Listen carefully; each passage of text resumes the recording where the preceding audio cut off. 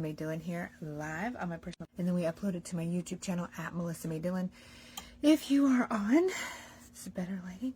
If you are on the YouTube channel, please please hit the subscribe button. If you're on Facebook or on YouTube, drop a comment. Let me know your thoughts. Amazing things are happening in my life. First of all, if you've been following the story of my past life regression memories, I have released the most recent chapter of the story about the time that I was in Egypt. So go check that out on my page. Catch up with all the other posts. I think I need to title them Chapter 1, Chapter 2, something like that. I don't know. But it's been like a day. It's been like 2 days, and I was like, I've been working on writing it out. But we have been just so full of real life, not online life, that I have not had a minute. I've had to write that in between little brief moments in my life. We've had such a full day. There's so much family here. There's so much love going on. There's so many things going on. And so I'm super excited about I'm getting a physical building, like a work community thing. I'm super freaking excited. So I have been dreaming for a while of doing events, community events, working with people, helping, let's do classes on entrepreneurship. Let's do sound healing classes. Let's have yoga class. Let's do this. Let's do that. And, I wanted to have a place where people could come together, where your kids can hang out, and we're making it happen. We're doing it. I went to 2 spots, and the first spot I walked in, and I was like, no, this is not the vibe. This is done. This is not it. And then as I was going to that spot, I saw that there was another spot available for rent, and it was a school. And I was like, oh my God, a school, it's classrooms. So I had called them and scheduled. We were able to go see it today. I loved it. I put in the rental application today. I'm super, super stoked. And it gets to be this or something better. I'm assuming everything's going to go through. It's going to be fine. There's even 4 acres of property. There's outdoor space, the family, we can have family events there. We can do all kinds of things there. And it's the midpoint of where, cause we live an hour away from where family lives. And this is the midpoint. It's the 30-minute mark to where a bunch of the family lives. And it's near the bigger town area. And this will be a place that if you wanted to come and meet the insurance exam queen, it could be this place. We're going to also, as a state approved provider for, as we're working on that for Illinois, you do have to, in Illinois, you're required to teach live classes. So we'll have live classes running at this place for insurance exam prep. I'm going to be doing so many amazing things. I want to have a talent show. I want to do coffees and toddlers, mothers can come, bring your laptop. Let's work on your business and let the kids go play. It's going to be amazing. It's going to be epic. It's going to be this awesome community place, center, all the things. I really do want a church though, a big church where we can make all this happen. And it's not about being a church, but it's a church has a place where everyone could sit and listen and talk. And then it has little classrooms, and it has different meeting areas, and it has a stage. We could do all this fun stuff. And it's it needs to be a church, but this building will work for now. In the meantime, as we build this up, as we get the community going, as we basically build an audience, build a family, build a community who's going to be using this space. And I am just overflowing with all the ideas and all the different things that I want to do at this space. I'm just super excited about everything that we get to accomplish. And I don't know officially when we'll be taking over the place. We're going to Norway and Germany for basically the whole month of July, and then we'll be back sometime in August. So I don't know when we're gonna get in there and get going and building it up, but it's gonna be so epic and amazing, and I'm super stoked. There's gonna be so much magic that's happened. I need to find people who want to do yoga. I need to find people who want to do sound healing classes. I want to find people who want to do entrepreneur class. I am so lit up. I'm gonna talk to ChatGPT to get me a list of all the things that need to happen, that we need to run. We need to build a Facebook page. We need to be outreaching. We need to get the community in there. We can do we can have farmers markets there. We can have craft shows and do all kinds of stuff. It is just endless, all the amazing ideas that are coming to me about what I want to do in this space and how I want to serve the people. And it's so freaking amazing. I am just ecstatic. I am over the moon about getting this set up, and it's going to be the physical business place for all of my businesses. I have 3 businesses now, which is super amazing.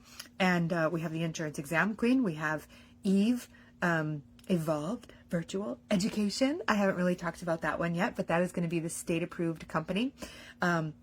Down to earth teaching with out of this world technology. How bomb is that? I think this is the first time I've actually talked about this publicly, but we have our IRS documents. We have all the things. We are official. And that's going to be our state approved company. So I'm actually like Insurance Exam Queen is going to stay Insurance Exam Queen, pink hair, you know, crazy wildness. And then we're going to have the clean corporate look. And that's going to actually be the Eve company. I didn't know I was going to share about it today, but I'm sharing about it today. And then we have Melissa May Dillon. So I now have 3 different companies. Insurance Exam Queen is the multi-million-dollar business. We just hit 3 million in sales. And then once we get the state approved content out, we're going to put that under Eve, and that'll be the clean corporate company. And then we have Melissa May Dillon, which is all about teaching people how to love their life, master their life, make millions, build a business, all the things. And this will be the physical location of all of those businesses. And then I'm going to be doing community centers, community classes, all kinds of amazingness. It's going to be freaking awesome and amazing. I foresee so many amazing things happening. Like it's going to be like this smorgasbord of all kinds of things that are going to happen here in this location. And I'm super, super stoked. And I can see that eventually it will become big. Like I see a lot of churches, and now I'm like, I need to go find a church that's for sale because I see it being a place that big. And anyway, it's going to be great. It's going to be epic. It's going to be amazing. I'm super, super stoked. So I don't know exactly when it's happening, but what a celebration. Like we hit 3 million sometime in the middle of last night while I was sleeping. And then I wake up today and I go see this physical spot that we're going to rent, that we're going to be able to have a physical place at, that we're going to do all these amazing things at. And I'm just super stoked. I cannot wait. It's beautiful. It's epic. It's awesome. And it's lighting me up. Like I have not been like this lit up in forever. Come do some classes in Phoenix, Arizona. I absolutely can. I have family in Arizona. I lived in Phoenix, Arizona for so long. Mary is in Arizona, and which, by the way, Mary, I'm so excited. I saw your thing about going camping and doing in your little riding hole. I am just so impressed with all the things you've been doing in your life lately. You're amazing. I love you so much. I miss you. And let me come out. We need to come out and do some Cornish pasty. I was just telling my dad, my favorite restaurants in Arizona are Cornish pasty, Gadzooks, Pita Kitchen in Avondale, and what else? I mean, I also like Rubio's, which I know is more than just Arizona, but that's where I tend to get Rubio's at. There's so many amazing places. Popo's. Popo's in Arizona, absolutely delicious menchaca chimichanga. I cannot find a menchaca chimichanga anywhere else in the world. It's so, so good. So life is amazing. Things are happening. And then today, so like my dad is in town. And as you guys know, I talk about my childhood, and I've talked about how, you know, my father, he screamed, he yelled, he was very controlling, he was very manipulating. And like, this was like my childhood. He had me be his therapist. And there was like all these different things that I've shared and talked about, right? And yet all of the healing that I've done, everything that I've worked through, it's like I can witness him, and I can see him as this. I mean, he literally has like almost zero capacity to manage his inner state, right? Like, so how he feels, like he is, if you take anxiety and then like amp it by like 100, that's my dad. And it's like, he is constantly in fight or flight, like 24/7, like on like the nth degree. Like, so my surrogate adopted son, Forrest, my godson, Forrest, he came with us to dinner, and he was just like, just watching my dad just shaking. And he was like, everything was like high alert, like ordering the food was crazy, getting the food was crazy, eating the food was crazy. Like everything was like this high, intense Olympic event. And I was just able to witness my dad and just like feel so much compassion. Like, wow, he's lived so much of his life not being able to manage his inner state. And that's why he screams and he yells at other people so much, because he thinks they're the reason that he can't be calm and inner, but he doesn't know it's an inside job. And it's like nobody taught him. Nobody taught him how to handle his emotions. Nobody taught him these tools. I'm lucky that I got to learn that we had the internets, and that we learned about therapy, and that we learned about emotions. Like, how blessed am I that I actually got to learn this stuff, and I didn't go until I was 50, 60 years old, still living with all of this anxiety. And so to be able to witness him and to just see, like, gosh, like, it sucks living. I was living his life for a while. Like, I can see so many of his behaviors and my behaviors. I can see so clearly, like, and I just kept telling Forrest, I'm like, this was my whole childhood. Like, what you're seeing tonight, this was my whole childhood. But even worse, because he used to scream and yell then. Like, now he's a little bit more chill. He doesn't quite scream and yell, but he's still like always complaining and still just like pointing out all the problems. And he's always does this like, oh my God, like he throws up his hand, oh my God. Like, everything's a disaster. Everything is like impending doom. Like, he's like little Stuart chicken, the sky is falling. This is my dad, and this is how he lives his whole life like this. And it's just, so to be able to witness him and see him with, like, normally when we look at people, we're judging them based on our experiences with them, right? And so normally in the past, when I looked at him, I was angry at him. I wanted him to change. I wanted him to be different. I wanted him to fix himself. And I couldn't handle being near him. I couldn't handle being around him for very long, right? It was like, okay, I can do this for like a day. Like, I could do this for like small periods of time. But being around that for a long time was like almost impossible in the past. And now it's like I can witness him all day long and just feel care and compassion. Like, I myself am not triggered. I myself am not feeling the impending doom. I myself am not, like, normally in situations I would pick up on all of his anxiety. I mean, he literally freaking trained me as a child to hear and take care of all of his problems for him and want to fix him. And that's why I find myself in repeating patterns in men with men in relationships, right? And so to be able to just really see him and witness him and just feel care and compassion without needing to fix or change him, without needing him to change for me to feel okay. Like, I can feel he can have his impending doom, he can have his insanity, he can have his anxiety, and I'm okay. Like, and it's funny, like, Forrest and I would like look at each other and be like, dang, this guy's freaking nuts. But it's just so much care and compassion for him, and just so much empathy, and it's wild. Like, this is really the first time in my life that I could be around my dad and not feel like I have to do something to fix it, and to not feel like I can't handle it or I can't be around it. Like, and then I was thinking about the idea of holding space, and it's like holding space is like, I think like, and because I don't know, when you hold something, you can only do it for so long and it gets heavy, right?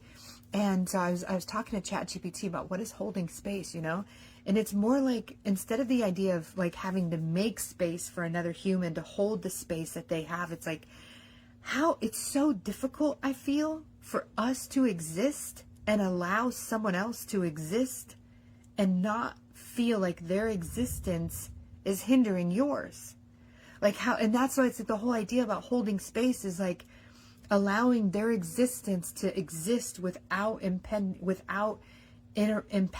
your existence, right? And like normally when someone else is around us that causes us frustration or annoyance, it's like their existence, their literal existence of that other human impacts my existence, and I can't handle it, right? And that's why it's like I have boundaries, and I can't see them. I don't want to talk to them. I don't want to be around them.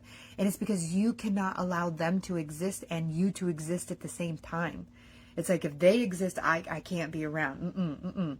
And I think like boundaries are important, but I also think that like if we did enough healing, like if we got to a point where we can hold our truth and hold who we are and allow the other person to be exactly who they are without having to be different for us to be okay.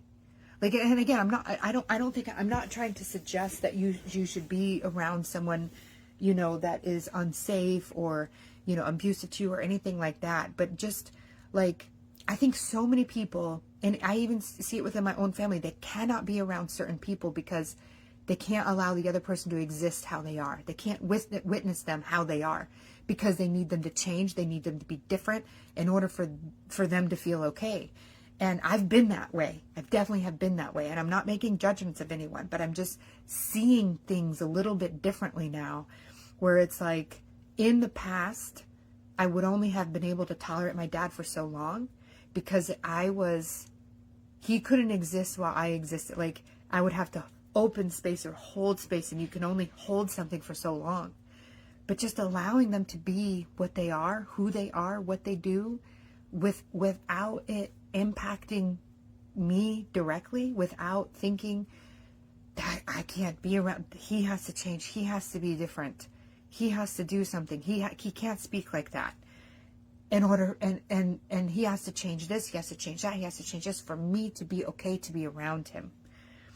But it's like, this is who he is. This is he's lived his whole life like this. I hope he wants to change for himself so that he's not running around like Stuart Little Chicken. My life is ending constantly. Oh my God. Like, everything's a problem. Everything's a problem for him. And now I just kind of like look at him like, aw, aw. Like, poor guy, you know? Like, so instead of me being the victim, instead of me being like, poor me, my father was all these awful things, I'm looking at him like, man, he's had to deal with so many awful things, and he does not know how to deal with it. He does not know how to connect with himself. He does not know how to feel his feelings. He does not know that it's safe to feel his feelings, that he's okay to feel his feelings, that he's allowed to feel his feelings, that he has permission to feel his feelings. Soap. Dr. Nima. Thank you. Like, it is so wildly different to just sit and see my father for who he is without needing him to do anything different, and for me to feel okay at the same time. I'm okay. He's okay. He can have his experience.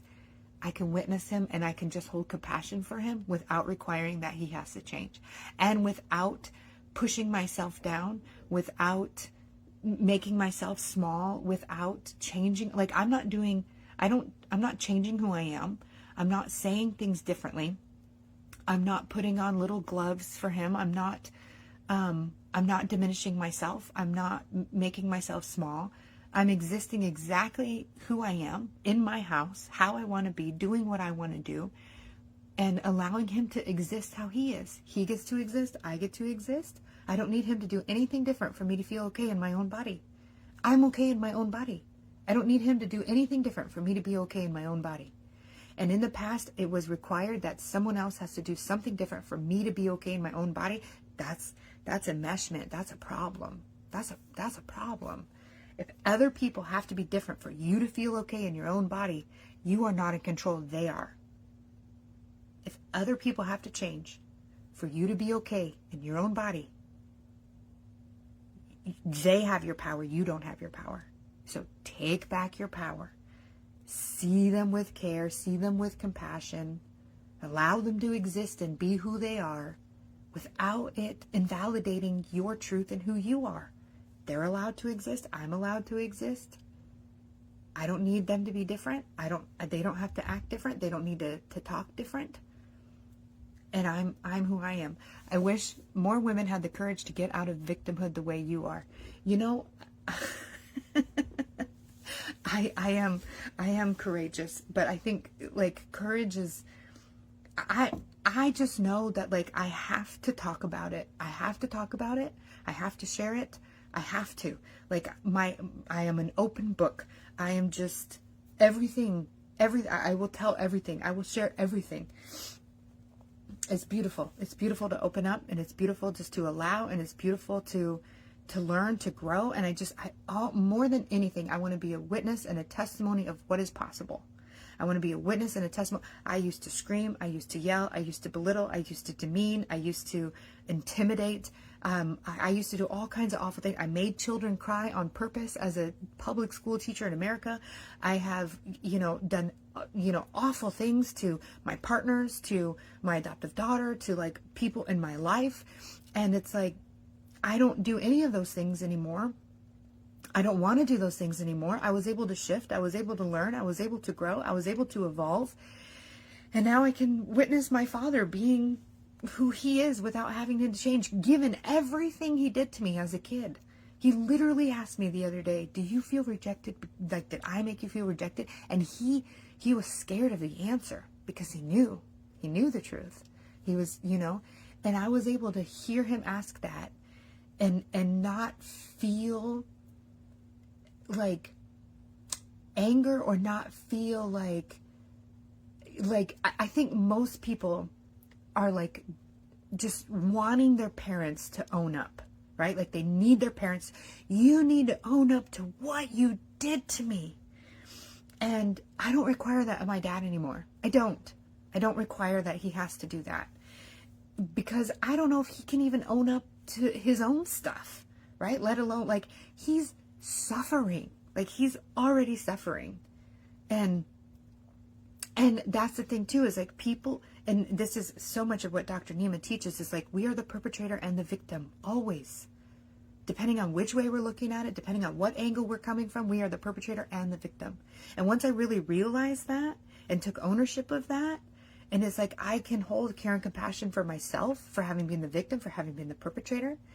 And it's like just having a sense of understanding, just understanding why the person is doing what they're doing, where they're coming from. And it's just allowing my father to exist as he is, just witnessing who he is and not needing him to be anything other than what exactly he is. And because that's what I would want. Like I would want people to, this is who I am. This is what I've got. It's beautiful. It's amazing.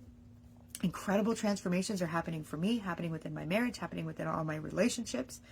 And to see like my father has been one of the, he has it within his life of raising children. He's raised 11 kids at different times. I'm the one kid who called him for Father's Day. The one out of 11, because they can't handle him. They can't handle what he says. They can't handle that he lives in victimhood. They can't handle how he exists. And it's like, he can exist how he exists. And I can let him know I love him. Happy Father's Day. He'll complain about something. He'll say something about this. He'll make a stupid comment. And I'm just like, okay, all right. He can exist how he is. It doesn't have to be different for me to be okay in my own body. I get to be okay in my own body no matter what anyone else is doing. How do you feel about this if you have a husband who is this way? You know what's funny? I have married my father 3 times. Maybe not, I don't know, the first husband, I don't feel like, I don't know, that was so long ago. I was so freaking young. I don't even remember. But Vanessa, I would recommend connecting with Dr. Nima. He's in the comments. He can help you out.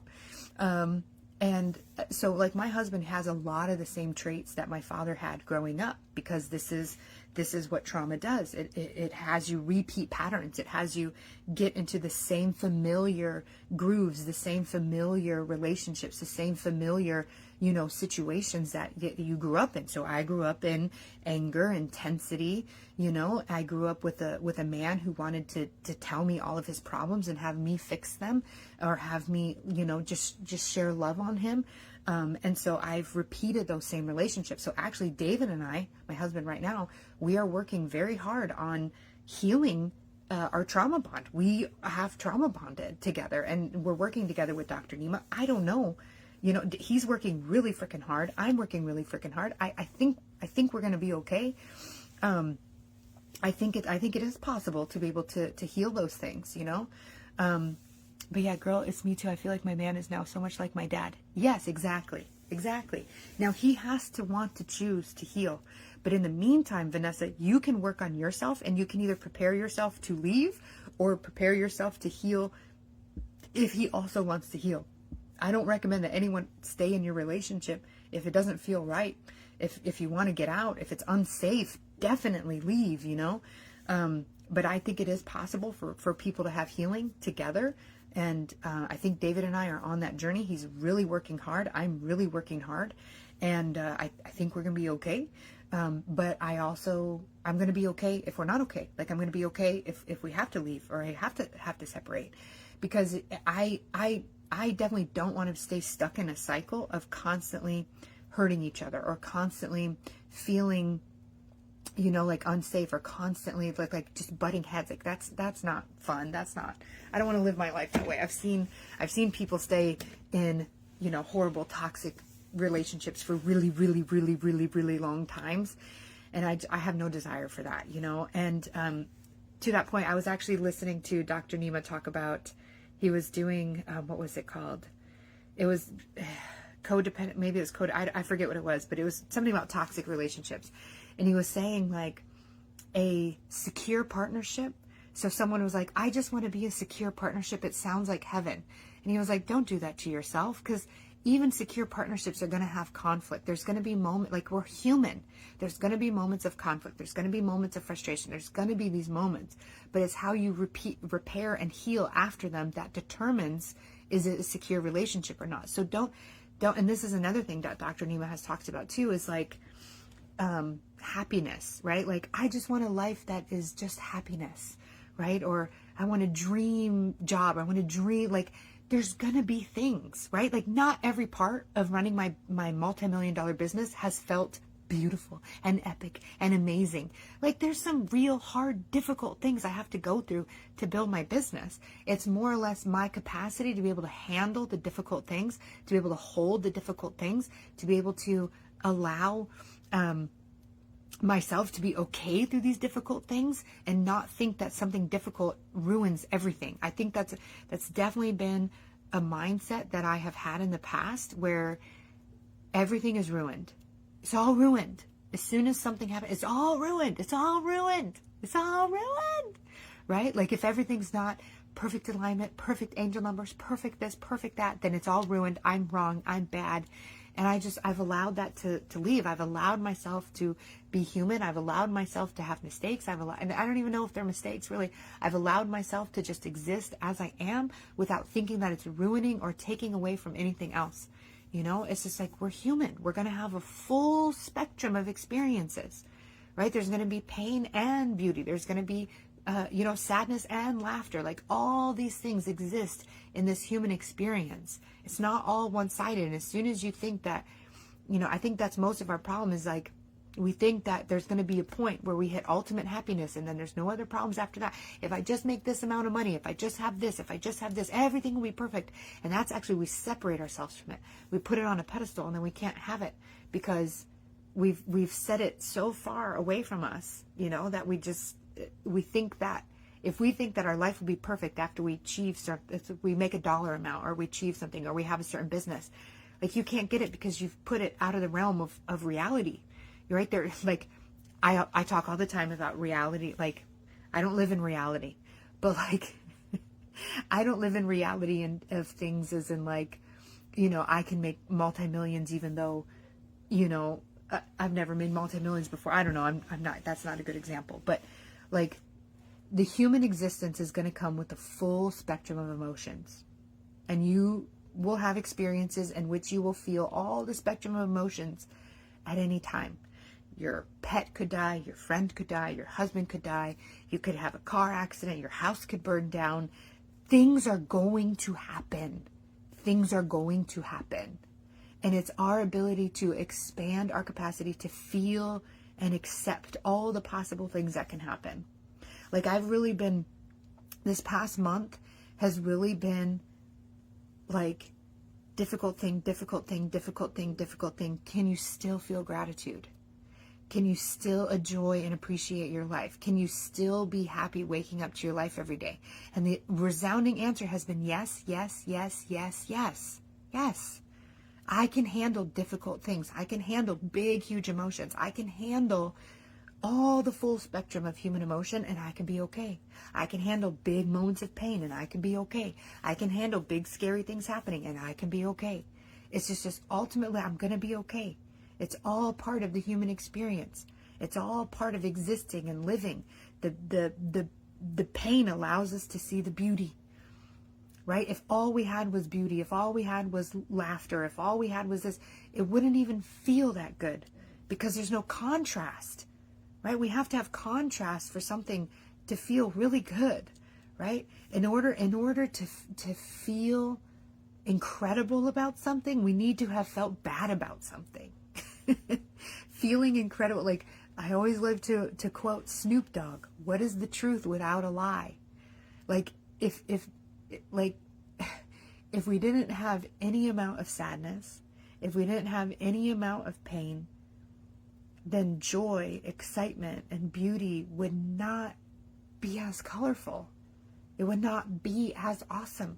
If it was all just, it would actually be all kind of mundane. We need contrast. We need contrast. And when we can accept the contrast, when we can hold the space of the contrast, and when we can see that the contrast isn't taken away from anything, that it's not ruining anything, that it's just a part of our life, we actually can live a much fuller, happier, exciting life. And I've been harnessing that. I am not coming to a place of 100% perfection. I figured it out. I am doing the work daily. Minute by minute, I am learning this stuff. Minute by minute, I am putting into practice. Minute by minute, I'm asking others to remind me. Like logically, I have so much of this on lock, but like it still happens. I still had a huge experience of rejection yesterday. A moment where I was crying, where I just felt all the emotions in my body. I'm being rejected again. It's happening again. I've been rejected so much. How can they do this to me? Ah! And I knew the steps, and I took myself through it, and I saw the little girl in me who felt rejected. I hugged her. I held her. I gave her so much love. I gave her so much support. And I reached out to Dr. Nima, and I told him how his feeling was going on. And I'm like, I got it. I'm going to do the tools. I'm going to do the things. If you have any other words or insight, love to share them. I'm open ears. He gave me just a few things, like 3 sentences, like that's all I needed, I did the work myself. I guided myself through it. I'm not walking around saying I've completely understood this. I've completely figured it out and I'll never have a problem again. In fact, I'm quite literally saying the opposite. We're going to have stuff happen, but it's our ability to handle it. It's our ability to, hold the space for it without thinking that it's ruining anything. And when we can operate from that space, our life actually becomes more beautiful, more amazing. It's like we want this like peak happiness, but we can't handle, like if we achieve it and then it drops. Like I feel like, so one of Melanie Ann Layer's quotes all the time is leaders are bridges and bridges are tested. And I think so often it's like we say we want the multi-million-dollar business. We want the incredible relationship. We want the big, beautiful house. We want this. We want that. And then it's like the universe gives us like one thing towards it. And then we're like, yes. And then it's like contrast. Something happens. And then we're like, oh, that's it. It's over. It's not happening. I knew it. Right? And then it's like you drop the momentum. It's like when it's almost like Dr. Nima says this too. Every level up brings the devil up, right? So every time you level up, every time you hit something awesome, you hit something amazing, I just hit 3 million in sales, right? But this time I feel like the yuck came before the level up. Maybe, I don't know. I'm prepared. Whatever happens next, I'm prepared. It's fine. I'm okay. Okay. Who knows? Like I'm feeling so good right now with my dad where I can just witness him and hold care and compassion. But I mean, he could literally say one line tomorrow that might send me into a spiral. It's possible, but I'm not going to think that I'm bad, that it's ruined, that everything is gone. I'll be like, okay, new level of like, can I witness him? Can I hold the care and compassion? Can I give the care and compassion to myself? Can I hold my little girl who's feeling hurt right now? Right? Like, so when we hit something, when we achieve something, we get this level of happiness and we're like on cloud 9, woo! And then something, contrast. And it's like your ability to say, okay, this is happening, take care of it. Handle it. It's okay. I can do this. I can handle this. It's a part of life. And then you handle it, you do it, you take care of it, and then you get to have another moment of incredible awesomeness. But it's like when you have that incredible awesomeness and then some contrast happens and you're like, fuck this, it's ruined, it's over, and then you're right back to square one. You need to be able to hold the space for it. You need to be able to accept it. You need to be able to not resist it. You've got to, the three modalities we have to live in, according to Eckhart Tolle, are excitement, enjoyment, or acceptance. Either be excited about what you're doing, enjoy what you are doing, or accept what is happening. That's it. Accept it. So it's like when like, why is this happening to me? You're not accepting it. You're resisting it. Just accept it. Just accept it. As soon as you accept it, it actually dissipates. It's the resistance to it. It's the, why is this happening to me? Why does this always happen? Why am I always here? Rah! Resist, resist, resist, resist. What you resist persists. So if you resist it, it continues to persist and persist and persist until you're ready to let it go. Right? So if you I'm always out of money. I never get enough money. I don't have enough money. There's never enough money to pay the bill. You resist, you resist, you resist, you resist. It's going to persist. And what you focus on grows. So if you always focus on, I don't have enough money, there's not enough money, I can't pay my bills, there's not enough money, not enough money, not enough money, not enough money, you repeatedly are asking that to show up for you. Every time you say, there's like our word, Dr. Nima said, our words are prayers. So like every word you say, not just I'm going to pray right now, everything you say, everything you say, everything you say, everything you say. I'm so tired, but I can't stop watching. Everything you say is a prayer, right? So when you say, I don't have enough money, I can't do this, I can't do that, you're literally asking for exactly that. You're asking for that. We don't realize that our words are so freaking powerful, but they are. So instead of saying, I can't do this, I can't do that, I can't afford this, find a different way of like, how can I afford it? How can I do this? What can happen for me, right? So instead of like, this is happening, like complain. How can I grow? How can I learn? How can I evolve? How can I make this better, right? There's two sides to every coin, two sides to every situation, and what you focus on grows. So if you're focusing on the shit side, you're going to keep seeing shit. If you focus on the sunshine, you'll get more of the sun, right? But handle, again, you're always going to have contrast in your life. There's always going to be something, and it's just our ability to be able to handle it without focusing on it and making it grow more. When something pops up that's unpleasant, when something comes in that I'm like, I could have been okay not experiencing this, but it's a part of the human condition. It's a part of living my life. It's what happened. I handle it. I accept it, but I don't add to it. I don't complain about it. I don't grow it. I mean, there are times where I vent a little bit. It pokes. I'm like, you got to let it out a little bit. But not to the extent of like, once I've vented, okay, breathe, hold the space, love myself, care and compassion, give myself love, appreciate myself, do some like shoulder tapping, and then allow it to happen. But if what you speak about, check yourself. Like Melanie talked about one time, she's like, imagine things coming, every thought that you have is either, and I've learned this from like a lot of different people. There's many different ways of saying it. Imagine everything you say, if it comes out positive, it's a green check mark. If it comes out negative, it's a red X. And it's like at the end of the day, how many green check marks do you have versus how many red X's? And like, just pay attention to that. Like, did I just complain? That's a red X. Oh, I don't want a red X. I want a green check mark, right? Another person saying is, imagine there's like a positive cloud and a negative cloud, and every thought you have, every word you say is filling that cloud. And the bigger the cloud gets, the more like, it's just like, what energies are you feeling? Like we have to start thinking about what we're saying, what we're doing, what we're feeling, and be conscious about it. And it's not to say like, again, you're going to feel everything as a human. That's the freaking point. You're going to feel all of it as a human. That's the point. But it's like, how do you treat that feeling when you have it? And then do you allow it to grow? Or do you allow it to be what it is and move on? Like Dr. Nima was talking about healing. Their tears are so healing. But there are victim tears and then there are healing tears.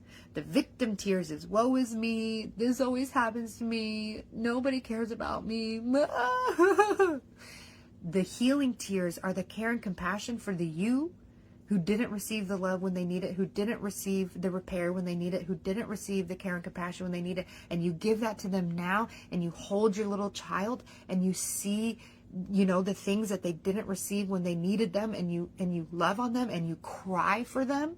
That's the healing tears, right? So it's like everything that we're doing, you're either doing it, you know, are you doing it as a victim, or are you doing it in a form of healing, you know? And it's like, what do you want to identify as? I don't want to identify as a victim ever again. Like, yes, if someone were to rob me, I would be a victim, right? But a victim would be like, oh, I'm robbed, I'm unsafe, no, it's always going to happen to me, woe is me, poor sad me, you know? But I would be like, okay, you know what, that happened, they needed it more than me, whatever, what, you know, like, I'm going to choose how I think about it. I'm going to like choose how I feel about it. And if I feel unsafe, then I will take my little child. I will hold them. I will hug them. I will give them the love. I will give them care and compassion, because I don't want to walk around all the time thinking like something bad is going to happen to me. That's a victim mindset. I can't do it anymore. Living in a victim mind. That's something that happened with my dad today too. It is so funny. Carlos, you popped on. So my dad, we went out to the restaurant today, and I get everything. So this is way back early in the conversation. Everything was like impending doom mode, right? He's like, oh my God, like ordering was an ordeal. Getting the food was an ordeal. And like, he got his food, and like, we have this thing, it's like definitely in our DNA where it's like, we want to eat our food hot and we don't want to be interrupted. But like, there was something wrong with his wife's hamburger, and like, it went back 4 times. And every time he had to get up, he had to go to the thing, he had to get that burger, he had to bring it back, and then he had to go take it back. So it's like every other bite he had to get up, and then he also is like, of course he has a kidney stone going on right now, so he's like in constant pain. And then he said, can you go get your burger this time? And I don't know what happened, but he decided that she looked at him like he was evil for asking her that. And then he was like, oh, like I'm the worst human ever.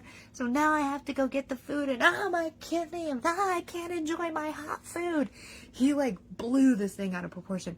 And I told him, I was like, you're telling yourself a story. You told yourself a story that the way she looks at you means that you're evil. That means that you have to get up. I was like, quit telling yourself these stories. Like most of our problems are us telling ourselves a story. So I told that to him. He heard it. He joked a little bit.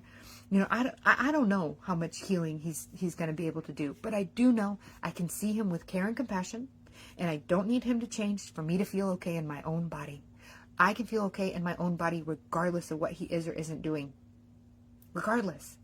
And I'm learning to do that with everyone. Like, that's one of the biggest things I've been working on is with my husband, David. Can I feel okay regardless of what he is or isn't doing?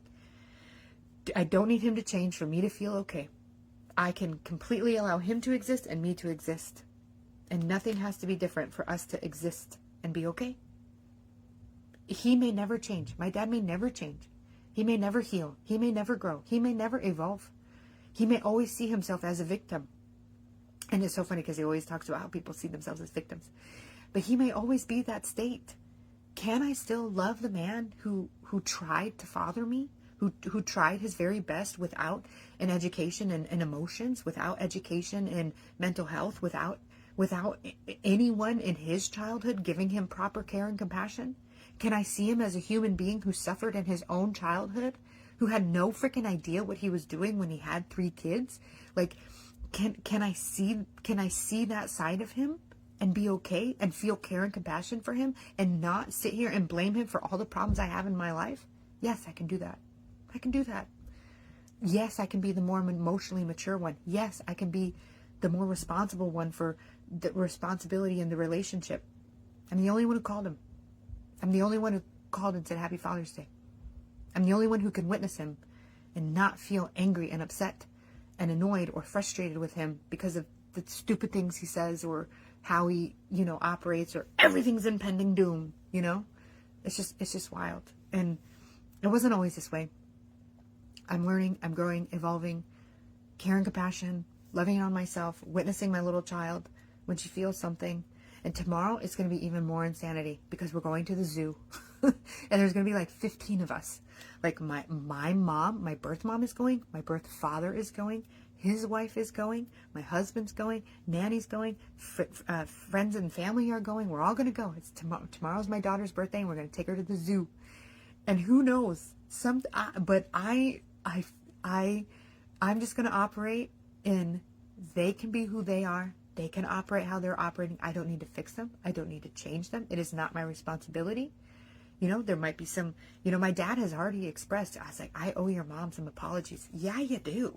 You definitely do. And who knows how they may end up feeling. Like, I don't know. I did have his wife, my second mama, and my mama have dinner the other night, and they got to meet each other without him, which I think was great. Because I know I think he's pretty nervous about it. I think he's kind of scared about it. And it is awkward. I mean, they did not have the best ending of a relationship. Again, this was way back before therapy really existed on a big level, right? They had a tumultuous situation. And, again, two unhealed people having no idea how to function in a relationship, raising 3 kids together, like having a divorce. It was not pretty. It was ugly. It was awful, right? And I could sit here and I could be like, my parents were so awful and that was my childhood and they ruined it. I could be so mad at them. And I could be so justified. Those fucking narcissists. All they cared about was themselves and what they were doing, and they didn't think about how it impacted us as children. How dare they? I could choose that mentality, but I don't want to. It doesn't feel good to me. And I would much rather feel good. I would much rather feel care and compassion for them. My baby just woke up. So I love you all. My phone's about to die anyway. I love you all. Have an amazing night. I'll keep you updated on the zoo. Have an amazing night. All the lows and vibes to live a fully expressed and authentic life, and go heal your shit. Love you. Bye.